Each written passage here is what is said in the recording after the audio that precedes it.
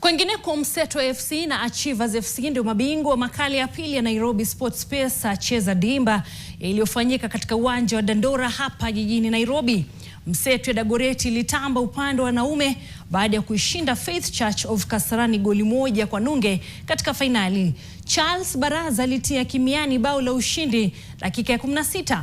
Wakati huo Achievers ya Ongata Rongai iling'aa kwa kinadada ilipoinyuka UEFA Despanol Queens mabao 5-4 kupitia mikwaju ya penalti.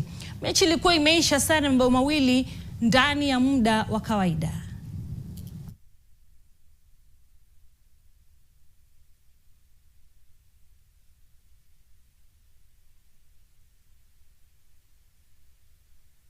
I like words because it's been a dream for a long time. I told my boys, let's go. This is a chance yenye God ametupatia. Let's go and try our best kwa sababu tumetoka of course ku compete last season. Sasa hii tena ni a new season atakuanza. Tumekuwa chini. Hata ukiangalia some of the boots wamevaa simeombwa, so inamaanisha tumekuwa chini. We needed this.